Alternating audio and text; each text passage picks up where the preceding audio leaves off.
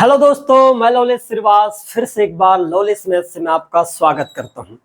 दोस्तों, जैसा कि आपको पता है कि छत्तीसगढ़ व्यापम ने अपना नया पैटर्न अपनाया है और उन्हीं पैटर्नों को हम फॉलो करते हुए आज का हमारा ये चौथा क्लास है और इसके बाद भी हम कंटिन्यू इस क्लास को करते रहेंगे और नए नए सवाल वो भी आपको चैप्टर वाइज देखने को मिलेगा। ठीक है, तो कंटिन्यू बने रहिएगा और लगातार आप वॉच करते रहिएगा। ठीक है, तो आज का हमारा पहला सवाल है, ध्यान से देखना दोस्तों, मैं ज्यादा कुछ नहीं बोलूंगा अभी। देखिएगा, ये सवाल आया था भी, बहुत ही प्यारा सवाल था।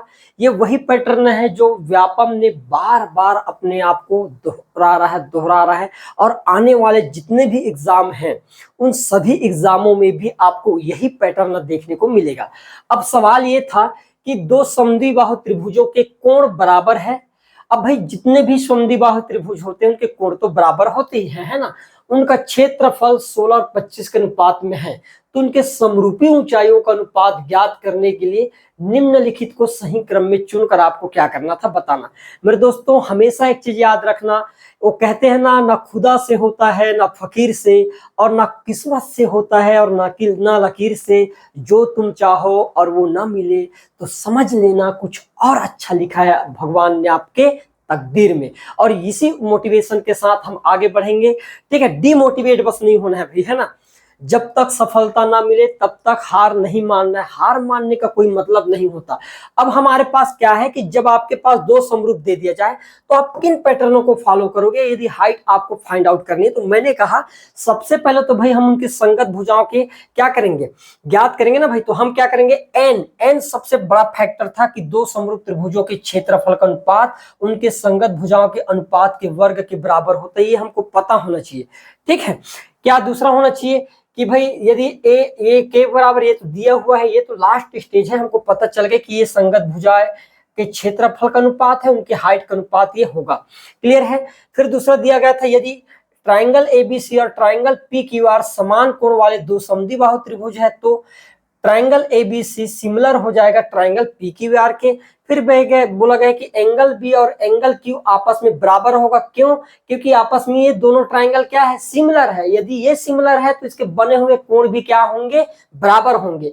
अतः एबीएम जो यहाँ पर हम बनाएंगे, एबीएम और पीक्यूएन, ये भी हमेशा आपस में क्या हो जाएंगे, सिमिलर हो जाएंगे। ठीक है दोस्तों, दो समरूप त्रिभुजों के क्षेत्रफल का अनुपात उनकी संगत भुजाओं के अनुपात के वर्ग के बराबर होता है। और लास्ट आपके पास था क्षेत्रफल एबीसी और क्षेत्रफल पीक्यू बराबर भुजा एबी और भुजा पीक्यू का स्क्वायर, उसी प्रकार संगत भुजा बीसी और क्यू के स्क्वायर, उसी प्रकार संगत भुजा सीए और आर पी के स्क्वायर के बराबर होता है। तो दोस्तों, जब मुझे इस टाइप के सवाल देखने को मिला तो मैं एक चीज तो समझ गया था भाई,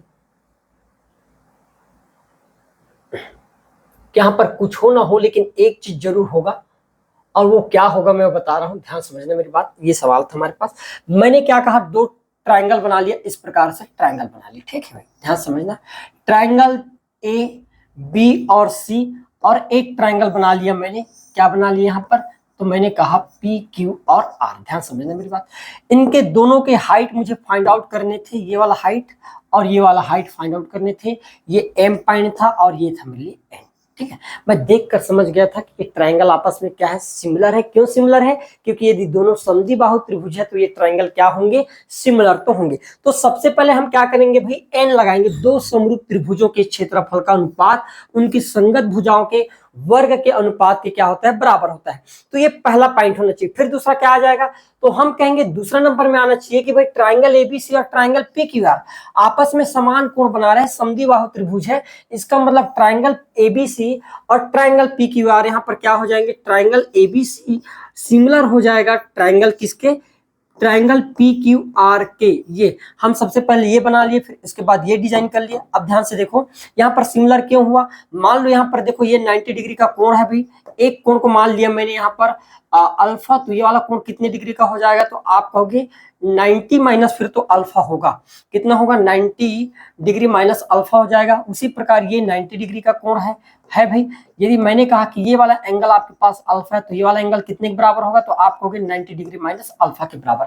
तो हम देखें एंगल टू एंगल के अकॉर्डिंग क्या हो गया, ये आपस में सिमिलर हो गया। ठीक है, तो हम लिख सकते हैं ट्राइंगल एबीसी सिमिलर है ट्राइंगल पीक्यूआर के।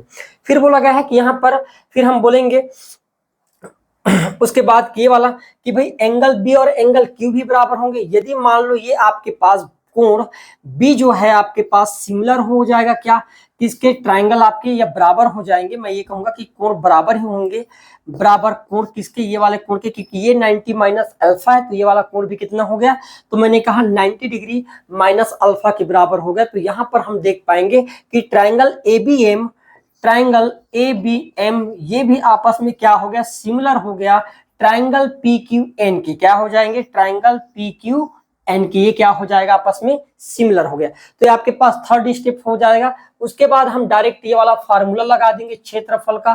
क्षेत्रफल का फार्मूला क्या होता है, तो क्षेत्रफल यदि मान लो ये ट्राइंगल सिमिलर है तो सिमिलर के केस में दोस्तों हमेशा मेरे एक चीज याद रखना कि क्षेत्रफल का जो फार्मूला क्या होगा, तो हम कहेंगे भुजाओं के, जो भी भुजा होगा इनके स्क्वायर के बराबर होगा। साथ ही जितने भी आपके पास भुजा है जैसे ए बी, उसके बाद बी सी, और इधर लिख सकते हैं क्यू आर का होल स्क्वायर बराबर ये हो जाएगा आपके पास सी ए, बट ये लिख सकते हैं आर पी का होल स्क्वायर। साथ ही किस किस के और बराबर हो सकते हैं, तो इनके हाइट के स्क्वायर के भी क्या हो जाएंगे, हाइट 1 और हाइट 2 के स्क्वायर के बराबर हो जाएंगे।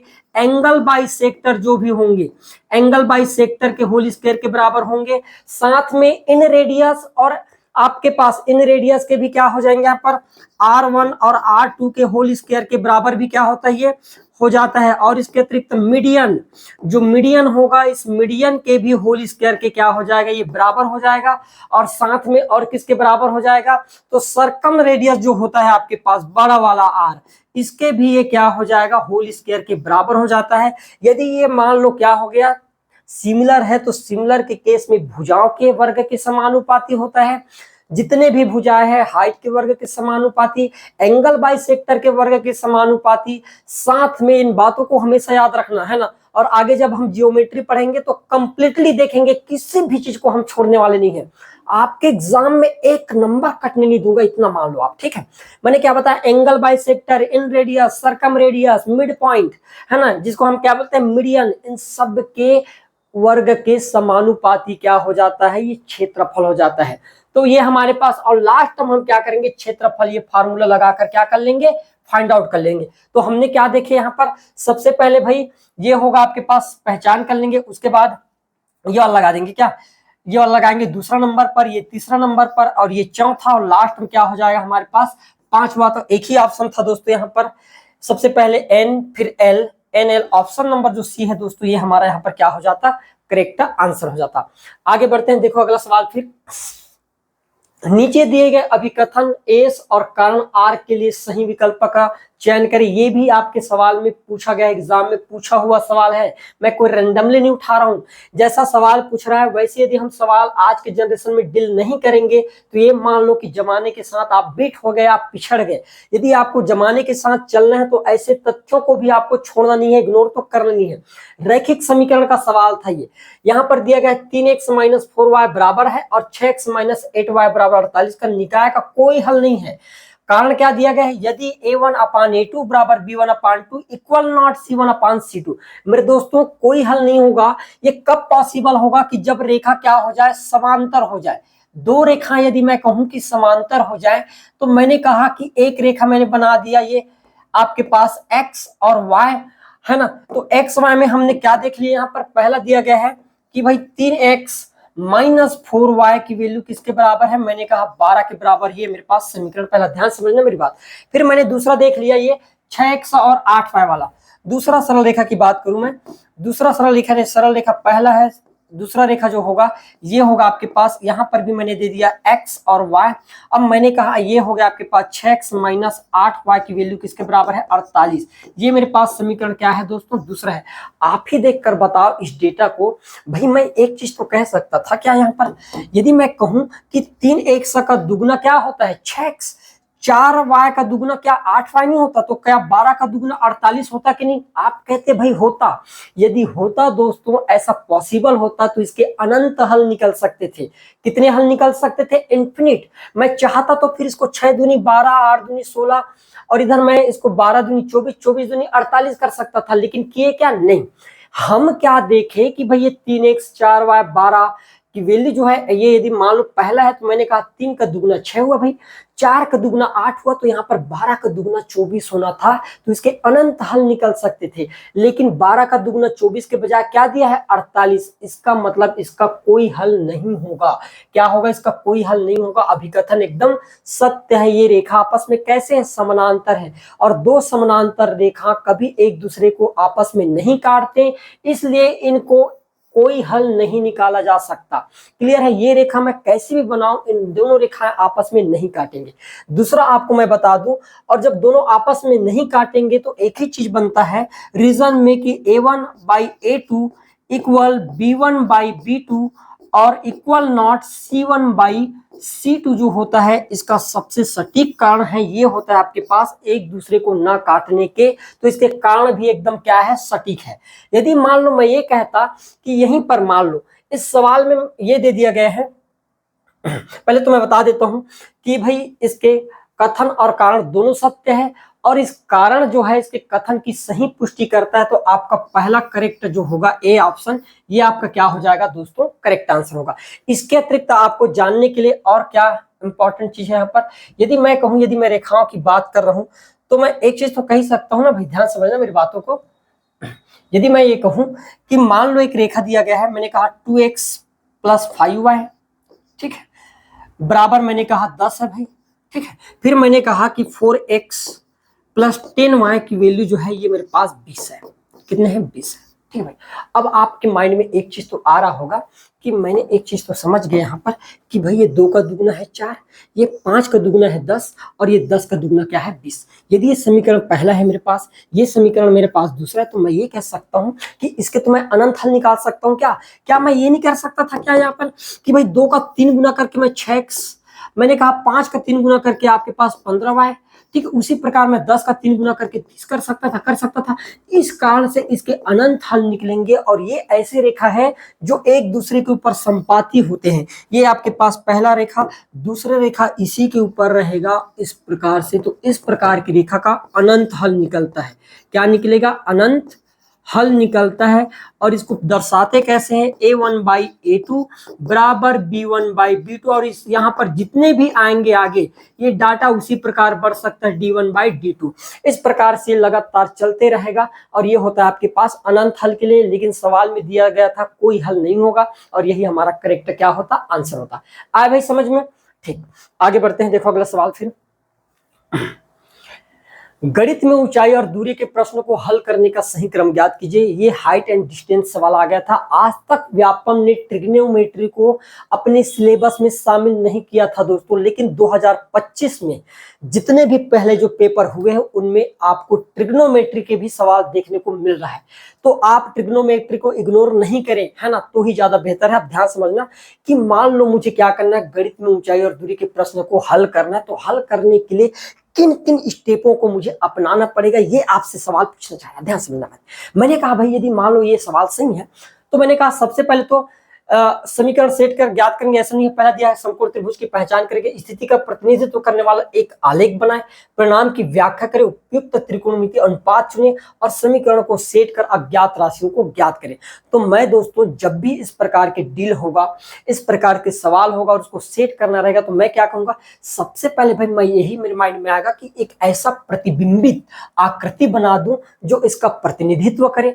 तो मैं सबसे पहले क्या करूंगा, चूंकि हाइट एंड डिस्टेंस हमेशा 90 डिग्री का कोण होता है, तो मैं सबसे पहले तो एक इस प्रकार से आकृति बना लूंगा। ठीक है, इस प्रकार से मैंने कहा कि ए बी और ये क्या हो गया सी। आपकी ये हाइपोटेनस है, कर्ण है, ये आपके पास बेस है, और ये मेरे पास क्या है, ये मेरा परपेंडिकुलर है, ये लंब, ये आधार, और ये मेरा हाइपोटेनस मतलब कर्ण है। ठीक है, फिर मैं क्या करूंगा उसके बाद, तो मैं कहूंगा अब समकोण त्रिभुज की पहचान करें कि त्रिभुज कितने डिग्री का है। तो मैंने कहा ये दूसरा स्टेप हो गया, मैं 90 डिग्री का कोण बना दिया। ये मैंने क्या किया कि भाई सबसे पहले तो मैंने ये आलेख बनाया प्रतिबिंबित, उसके बाद उसकी पहचान की वो किस प्रकार के ट्रायंगल है। तो हमेशा याद रखना हाइट डिस्टेंस में 90 डिग्री का कोण बनता है, 90 डिग्री। फिर हमने क्या किया, ये 2 हो गया। उसके बाद हम क्या करेंगे, यहाँ पर समीकरण को सेट कर अज्ञात राशियों को ज्ञात करेंगे, है ना। नहीं, उसके बाद उपयुक्त त्रिकोणमिति अनुपात हम यहां से क्या कर लेंगे, चुन लेंगे। क्या क्या अनुपात दिया गया है, क्या हाइट दिया है, हाइट का मान दिया है, कि उसके बेस आधार का मान दिया है, कि कर्ण का मान दिया है। इस आधार में हम क्या कर देंगे, इनके मान निकाल लेंगे। क्या यहाँ पर वो परपेंडिकुलर लंब का मान दिया है, क्या बेस का मान दिया है, और क्या हाइट का मान दिया है, इसको हम फाइंड आउट कर लेंगे। उसके बाद हम क्या करेंगे, समीकरण को सेट कर ज्ञात राशियों को ज्ञात करेंगे। अब यहाँ पर जो भी होगा, या तो हम टेन वाला फार्मूला लगा सकते हैं, टेन थीटा, है ना, सबसे प्रबल फार्मूला, यहाँ से ये फार्मूला लगा लेंगे, और जो भी परिणाम होगा उसका हम क्या कर देंगे, व्याख्या कर देंगे। तो ये सबसे पहले दूसरा, उसके बाद हम क्या करेंगे, ये तीसरा होगा आपके पास, और ये चौथा, और लास्ट में हम क्या करेंगे, पांचवा, ये होगा दोस्तों। तो कौन सा क्रम होगा, ध्यान से देखो। सबसे पहले बी यहां पर नहीं है, बी यहां पर नहीं है, 2 ऑप्शन बच गए। बी के बाद हमने देखे हैं ए कहां पर है, बी के जस्ट बाद ए, बी के बाद डी है, ये नहीं हो सकता। तो आपके पास जो ऑप्शन नंबर जो सी होगा मेरे प्यारे दोस्तों, ये हमारा क्या हो जाएगा, यहाँ पर करेक्ट आंसर बन जाएगा। और ऐसे ही वो सवाल दे रहा है, तो आपको एक एक चीज के बारे में पूरा पता होना चाहिए।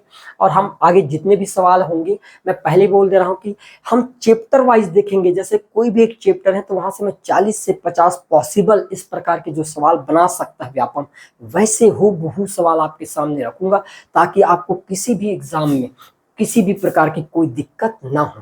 क्लियर है, आगे बढ़ते हैं। देखो अगला सवाल, फिर निम्न आंकड़ों से बहुलक ज्ञात करके आपको क्या करना, बताना है। ये बहुलक पूछ दिया था, बहुलक ज्ञात करने के क्रम पूछ दिया था। अब बहुलक ज्ञात करने के लिए निम्न चरणों को क्रम में जमाना है। L1 L2 F1 और F2 ज्ञात कीजिए, बहुलक वर्ग ज्ञात कीजिए, अधिकतम आवृत्ति आपको क्या करना था, ज्ञात करना था, और गणना कीजिए। फिर ये बहुलक आपके पास निकल जाएगा। तो सबसे पहले भाई हमारा काम क्या होता है, बहुलक की अधिकतम आवृत्ति की पहचान करना है ना। यहाँ पर जो भी आपके पास आंकड़े दिया गया है, इस आंकड़े की हम मैक्सिमम आवृत्ति है उसको फाइंड आउट कर लेंगे। तो मैक्सिमम आवृत्ति 30 है, तो हम ये 30 फाइंड आउट कर लेंगे, ठीक है। फिर हम क्या करेंगे, उसके बाद यहाँ पर दिख नहीं रहा है क्या, ठीक है, ये हो गया। उसके बाद हम क्या करेंगे, बहुलक वर्ग ज्ञात करेंगे कि आखिर वो किस बहुलक के वर्ग के में आता है, ये अधिकतम आवृत्ति। तो बहुलक वर्ग ज्ञात कर लेंगे। तो ये हमारे पास पहला होना चाहिए, और ये हमारे पास दूसरा होना चाहिए। उसके बाद हम क्या करेंगे, बहुलक के जो आपके बहुलक वर्ग है, उससे पहले निम्न वर्ग, बहुलक वर्ग और बहुलक वर्ग के आने वाले बाद के वर्ग, इनकी पहचान कर लेंगे। फिर तो हम ये तीनों की पहचान कर लेंगे। तो ये होना चाहिए आपके पास तीसरा। कहीं पर है भी, यहाँ पर BCA सॉरी CBA है, CBA और CBA, मतलब ऑप्शन ए और ऑप्शन सी जो होगा आपका कट जाएगा, ठीक है। उसके बाद हम क्या करेंगे, बहुलक का फार्मूला रखेंगे, ई रखेंगे भाई। उसके बाद गणना करेंगे लास्ट में। तो ये होगा आपके पास चौथा ई, और सबसे लास्ट में क्या होगा आपके पास, डी वाला। तो ये होगा 5। अब लास्ट में डी कहां पर है, तो आपके पास यहाँ पर है। तो ये 2 होगा दोस्तों, ये हमारा क्या हो जाएगा, यहाँ पर करेक्ट आंसर होगा। और ऐसे सवाल वो बार बार पूछे जा रहे हैं, ठीक है। आगे बढ़ते हैं, देखो अगला सवाल। फिर निम्न वाक्यों को ध्यान पूर्वक बताना है, और इन चारों कथनों में से कौन कौन से कथन सही हैं उनको आपको बताना है।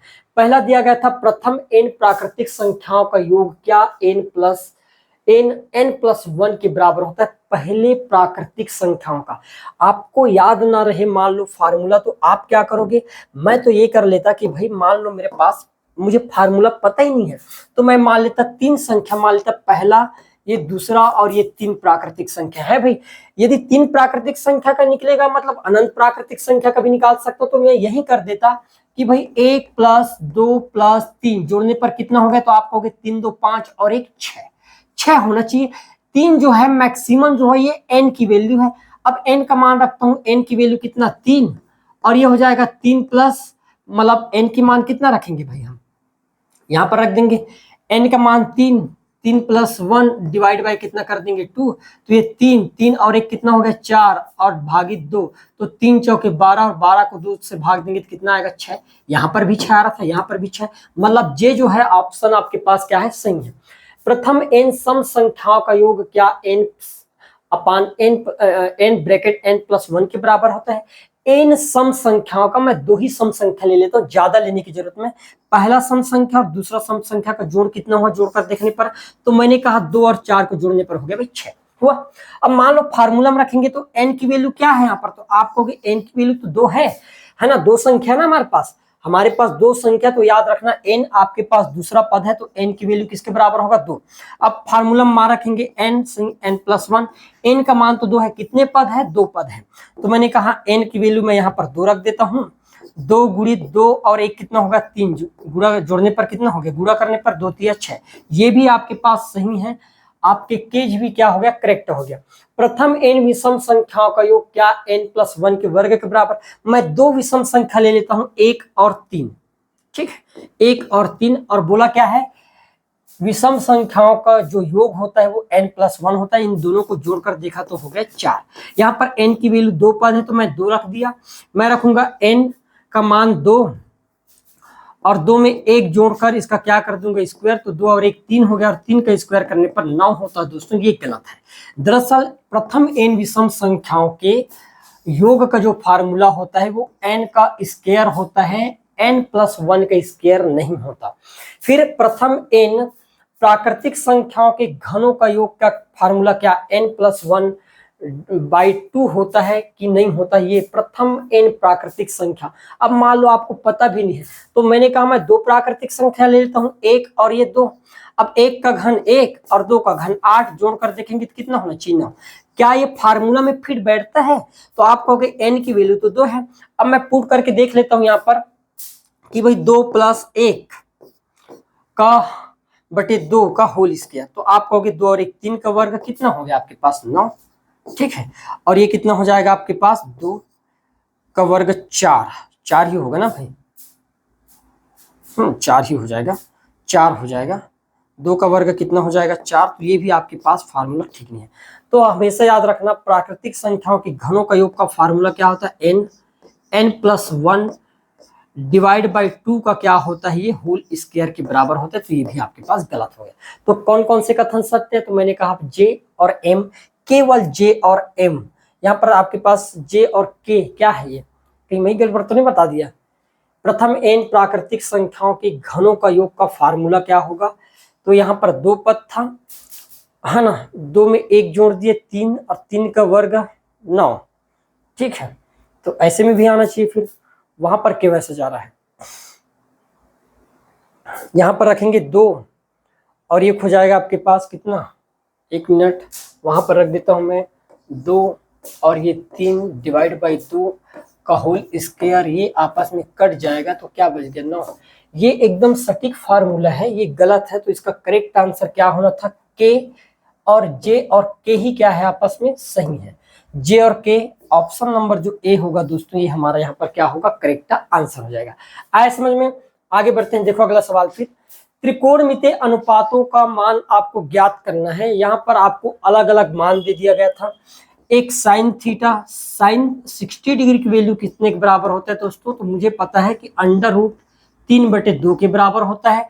cos 60 की बात कर दिए, cos 60 डिग्री की यदि मैं बात करूं तो आप कहोगे फिर इसकी वैल्यू कितने के बराबर होगा, यदि साइन की वैल्यू तो cos की वैल्यू कितना होगा 1/2 के बराबर होगा, ठीक है। और यदि मैं बात करूं यहाँ पर tan 30 डिग्री की वैल्यू होता है 1/√3, और एक हो गया आपके पास cot 90 डिग्री की, है ना, तो cot 90 डिग्री की वैल्यू एक नहीं होता। यदि मैं बात करूं यहाँ पर cot 90 डिग्री की, तो इसके इन्फिनिट हो सकता है, क्या हो सकता है इन्फिनिट या अपर्याप्त। तो हम कहेंगे आपके पास पहला सही है, दूसरा सही है, तीसरा सही है, लेकिन ये m जो है चौथा ये गलत है भाई। तो करेक्ट आंसर क्या हो जाएगा, JKL कहां पर है, JKL नहीं दिया है। साइन 60 का मान 2√3 नहीं 3√2 होता है, ये भी गलत हो जाएगा, है ना, ये लिखो ना √3/2, ये सही होता है, 2/√3 नहीं होता। तो आपके पास आपके cos और केवल 10 मतलब K और L का मान सही है, तो करेक्ट आंसर क्या हो जाएगा, ऑप्शन नंबर जो बी होगा दोस्तों K और L, ये हमारे यहाँ पर क्या होगा राइट आंसर बन जाएगा। क्लियर है, आगे बढ़ते हैं। निम्नलिखित संख्याओं को सही क्रम में व्यवस्थित करना था। सही क्रम मतलब ये बढ़ते हुए क्रम, इसको मैं बता चुका हूं शायद। सबसे पहले 10 सबसे छोटा है, उसके बाद 17, उसके बाद 26, फिर 37 और लास्ट में क्या दिया गया है 50। यही है भाई। कौन से ऑर्डर में है ये? सीक्वेंस में, करेक्ट सीक्वेंस में आपको जमाना था। तो भाई मैंने कहा 10 सबसे छोटा L, फिर उसके बाद N, फिर उसके बाद आप कहोगे कि फिर तो M होगा, M, फिर K और लास्ट में हो जाएगा आपके पास, वो कहीं पर है KO लास्ट में, एक जगह है KO लास्ट में। तो ऑप्शन नंबर जो डी होगा दोस्तों, ये हमारा क्या हो जाएगा यहाँ पर? राइट आंसर बन जाएगा। क्लियर है?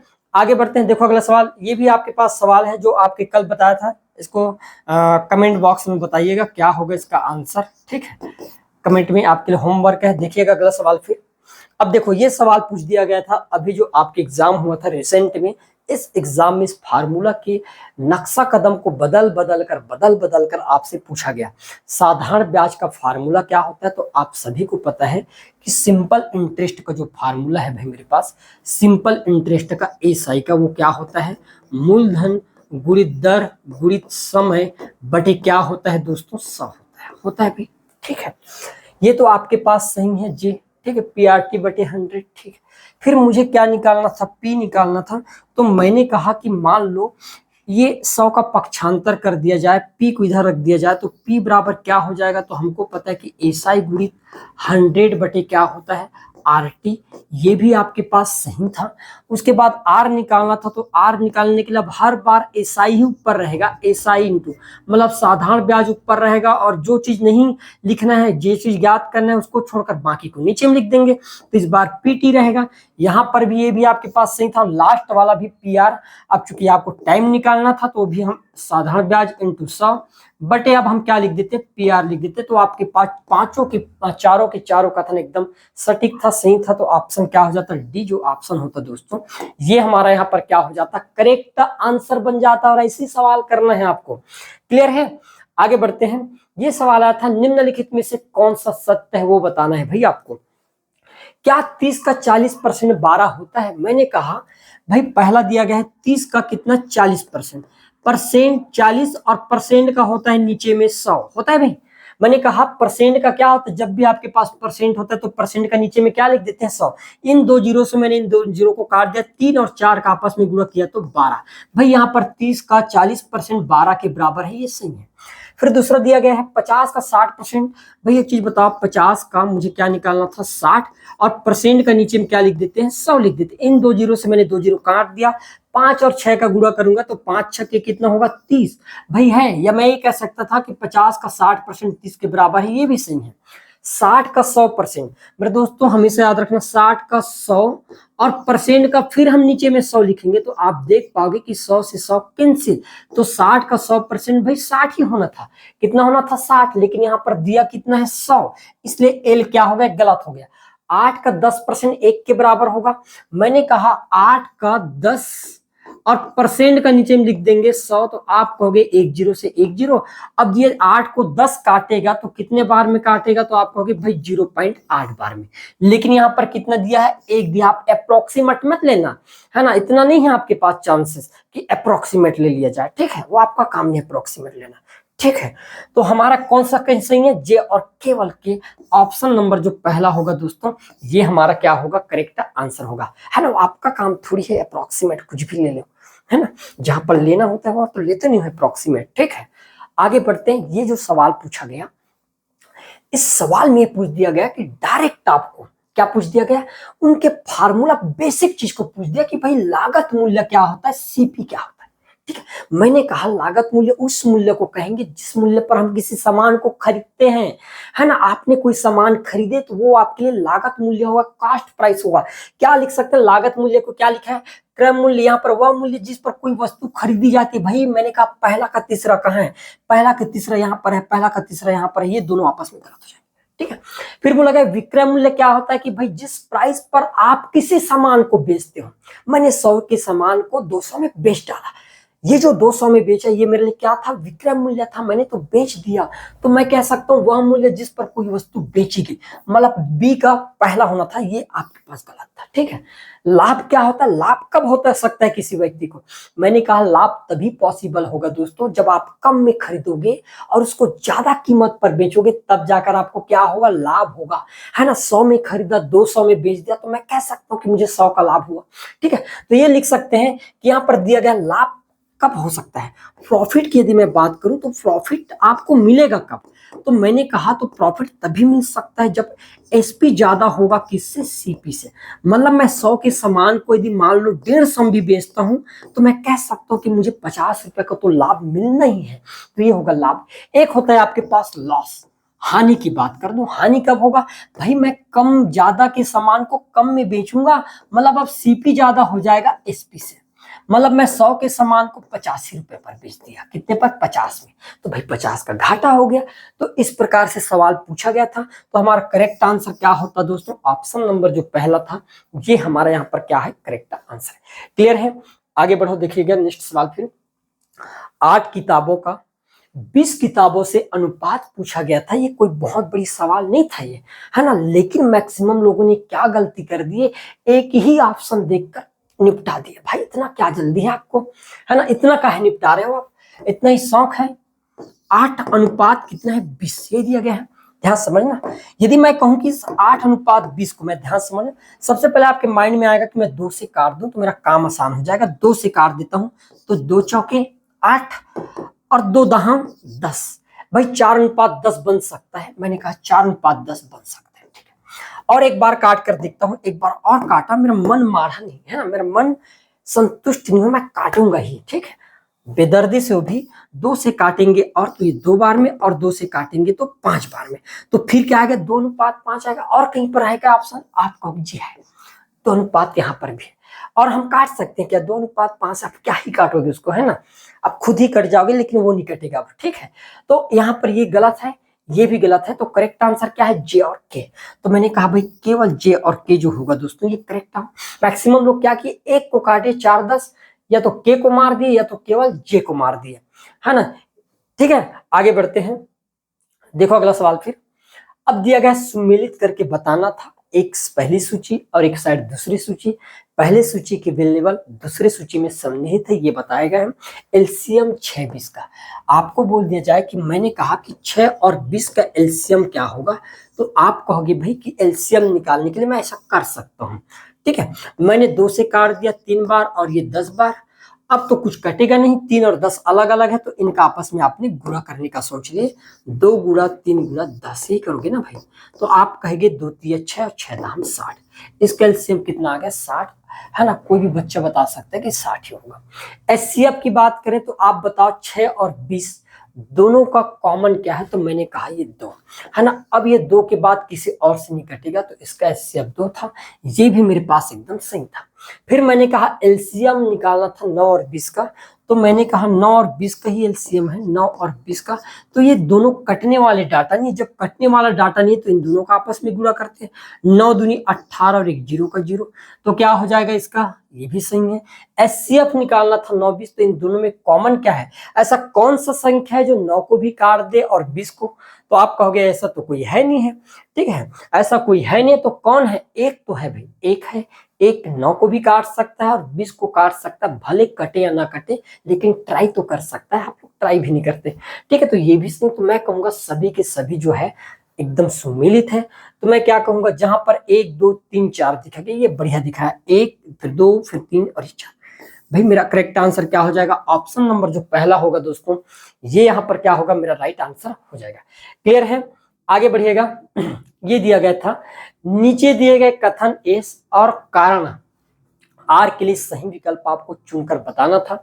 किन्हीं 2 धनात्मक पूर्णांकों ए और बी के लिए, पूर्णांक गजब का चीज हो गया है इस बार, व्यापम ने बार बार पूर्णांक से सवाल उठाना चालू किया है। ए और बी का एचसीएफ और ए और बी का एलसीएम, यहां पर कंफ्यूज नहीं होना है ना, कंफ्यूज बिल्कुल नहीं होना, ये सवाल ही है ऐसा। एचसीएफ मतलब ए बी का एचसीएफ और ए बी का एलसीएम क्या ए बी के बराबर होता है, तो भाई मैंने कहा कि यदि ऐसा पॉसिबल है तो मैंने एक संख्या ले लिया जिसको अभी आप लिए थे 6 और 10, क्या लिए थे, 6 और 10। ठीक है, 6 और 10।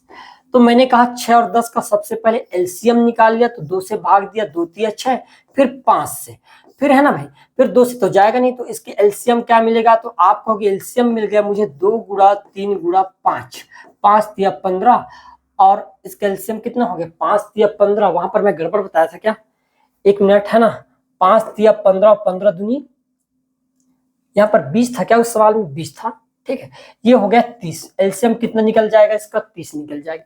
यदि मैं एचसीएफ की बात करूं तो 6 और 10 को कोई ऐसा अंक जो काट सके, तो आप कहोगे भाई 2 काट सकता है, 2 3 बार में काट सकता है और 1 5 बार में कर सकता है, तो एचसीएफ क्या आएगा मेरे पास, तो आप कहोगे भाई 2। यहां तक किसी को इशू नहीं होना चाहिए। ठीक है, एलसीएम आया 30 और एचसीएफ आ गया 2। अब मैंने कहा कि यही दो संख्याओं का तो है ना, 6 और 10 का ही एलसीएम है और 6 और 10 का एचसीएफ लिया मैंने। तो मैंने कहा कि भाई अभी हम देखें कि एचसीएफ थोड़ा पास हो गया क्या, यहां पर देख लो, एचसीएफ इंटू एलसीएम, एलसीएम बराबर पहली संख्या गुणा दूसरी संख्या। मैंने कहा ठीक है, एचसीएफ आया 2, एलसीएम तो 30 था, बराबर पहली संख्या 6 और दूसरी संख्या 10। मैंने गुणा करके देखा कि 2 तीसम 60 और 6 दहम 60, ये दोनों आपस में बराबर है भाई, ये बराबर है बोला गया है, मतलब एकदम सही है। अब बोला गया तीन संख्याओं का गुणनफल उनके एचसीएफ और एलसीएफ के गुणनफल के बराबर नहीं होता। अभी हमने अभी मान लो एक और संख्या फॉलो कर दिए, ठीक है, मान लो मैं यहाँ पर एक और अंक 2 ही पुट कर दिया तो एलसीएम भी 30 होगा, लेकिन अब मान लो मैं इधर 2 का गुणा कर दूंगा दोस्तों, तो अब ये 60 दूनी 120 होगा। तो बराबर कैसे हुआ, हमको पता है तीन संख्याओं का नहीं बल्कि 2 संख्या होना था, यहाँ पर क्या होना था, 2 संख्या होना था। यहां पर गड़बड़ कर दी, इस कारण से कारण यहां पर क्या है, गलत है। तो मैंने कहा केवल कथन सही है, कारण गलत है, तो हम यहां पर लिख सकते हैं कि ऑप्शन नंबर जो सी होगा दोस्तों, ये हमारा यहां पर क्या होगा, करेक्ट आंसर बन जाएगा। क्लियर है, आगे बढ़ते हैं। देखो अगला सवाल, फिर संख्याओं में संक्रियाओं का सही क्रम क्या है। अब आपको पता होगा बोर्ड मास नियम, आप पहले से जान रहे इस चीज को, क्या होता है बोर्ड मास नियम, बोर्ड मास, ठीक है, जिसको हम हिंदी में क्या बोलते हैं, काका भागु योग बोल देते हैं। क्या बोलते हैं, काका भागु योग। ठीक है, याद रखना, बहुत अच्छा है ये, काका और भागु योग। ठीक है, ये आपको याद रहना चाहिए। बी मतलब क्या होता है दोस्तों, तो नाम से ही पता चल रहा है, ब्रैकेट। ठीक है, ब्रैकेट का मतलब सबसे पहले क्या होता है, आपको ब्रैकेट के अंदर जो भी डाटा दिया रहता है उसको सॉल्व करोगे, उसके पहले ना तो आप भाग कर सकते हैं, ना तो गुणा, और ना ही कोई भी गणितीय संक्रिया कर सकते हैं। ओ का मतलब होता है ऑफ, और ऑफ को हिंदी में का बोला जाता है, और इसका मतलब सीधा होता है गुणा।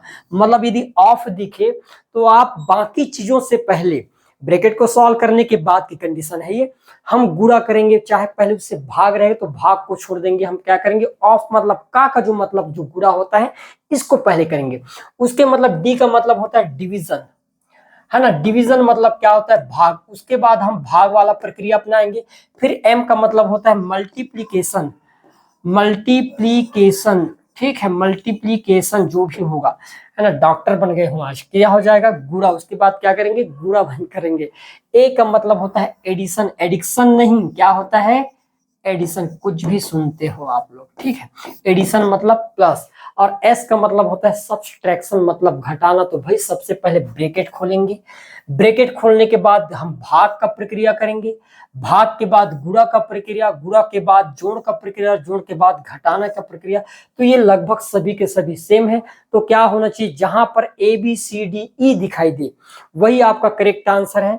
ए B C D E, option number जो बी होगा दोस्तों, ये हमारा क्या हो जाएगा, यहाँ पर करेक्ट आंसर बन जाएगा। क्लियर है, ये रहा आज का हमारा कुछ मोस्ट इंपॉर्टेंट सवाल। अब हम कल से प्रॉफिट एंड लॉस का चैप्टर पढ़ने वाले हैं और एकदम बेसिक से पढ़ेंगे, ठीक है, वहां से जितने भी संभव क्वेश्चन बना सकता है व्यापम, है ना, उन सभी क्वेश्चनों को देखने वाले। दोस्तों एक चीज याद रखना, यदि हम व्यापम के माइंडसेट के हिसाब से नहीं पढ़ पाए या हम वैसा पढ़ने के बारे में नहीं सोचे तो ये सबसे बड़ी गलती होगी और हम ये गलती करना नहीं चाहते। तो कंटिन्यू आप यूट्यूब पर बने रहे और जितने भी लेक्चर है बेसिक कॉन्सेप्ट के साथ हर एक छोटे चीजों को, बारीक से बारीक चीजों को मैं आपको बताने वाला हूं और आपको बेहतर से बेहतर कंटेंट देने वाला हूं। क्लियर दोस्तों? तो आज के क्लास के लिए इतना ही, बाकी हम कल नेक्स्ट क्लास में मिलते हैं। धन्यवाद।